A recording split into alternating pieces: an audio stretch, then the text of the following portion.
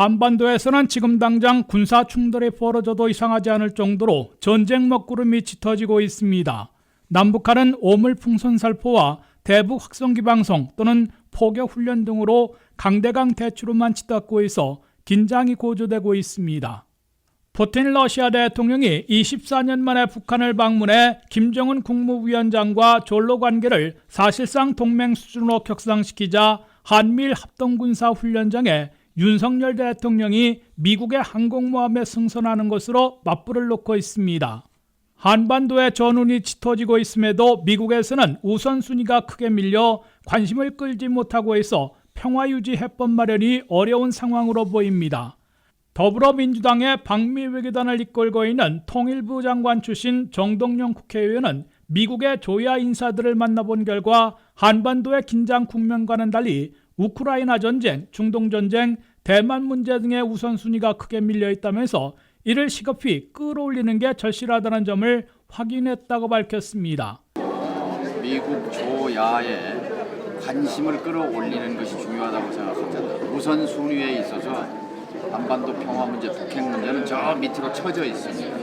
우크라이나 전쟁, 하마스 이스라엘 전쟁, 타이완 문제.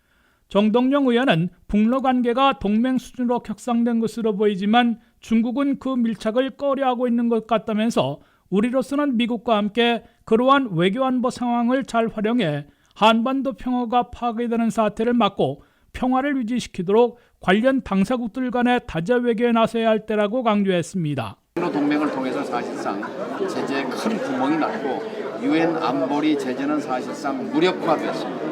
따라서 외교 없는 제재는 무력하다는 것이 증명된 마당에 새로운 해법 모색이 필요하다고 생각합니다. 육군대장으로 한미연합 부사령관을 지낸 김병주 국회의원은 한반도에서 어떻게 해서든지 전쟁만은 막아야 하는데 현 정부 들어 2년 이상 긴장을 고조시키는 한쪽에 초점만 취해왔다면서 국민들에게 피해를 입힐 긴장 고조를 완화시키고 평화를 유지시킬 다른 한쪽의 노력을 펼쳐야 한다고 제안했습니다.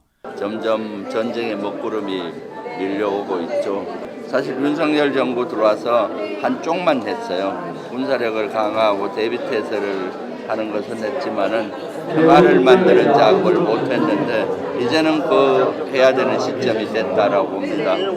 주미공사와 러시아 대사, 한반도 평화교섭본부장을 지낸 정통외교관 출신 위성락 국회의원은 미국에서 8년을 살았지만은 동포사회가 눈부시게 발전되고 있음을 실감한다면서 한인 동포들의 목소리를 듣고 이를 의정활동에 반영하고 지원 방안도 모색하겠다고 약속했습니다.